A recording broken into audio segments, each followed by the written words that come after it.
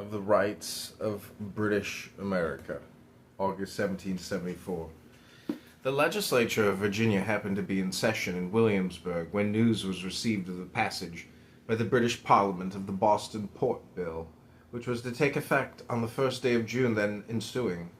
The House of Burgesses thereupon passed a resolution recommending to their fellow citizens that that day should be set apart for fasting and prayer to the Supreme Being, imploring him to avert the calamities then threatening us, and to give us one heart and one mind to oppose every invasion of our liberties. The next day, May 20th, 1774, the governor dissolved us.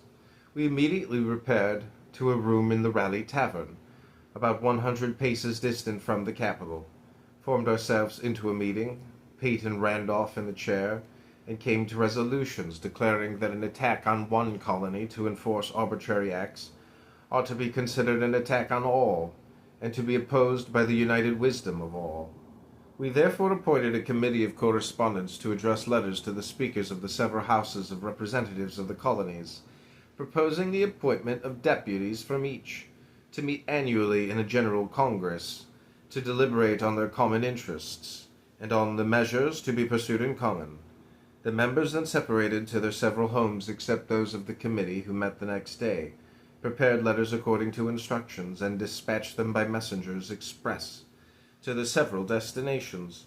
It had been agreed also by the meeting that the burgesses, who should be elected under the writs then issuing, should be requested to meet in convention on a certain day in August, to learn the results of these letters, and to appoint delegates to a congress, should that measure be approved by the other colonies. At the election, the people re-elected every man of the former assembly as a proof of their approbation of what they had done. Before I left home to attend the convention, I prepared what I thought might be given in instruction to the delegates, who should be appointed to attend the General Congress proposed. They were drawn in haste with a number of blanks, with some uncertainties and inaccuracies of historical facts.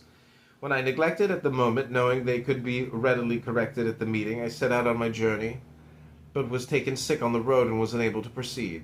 I therefore sent on by express 2 copies, one under cover to Patrick Henry, the other to Peyton Randolph, who I knew would be in the chair of the convention.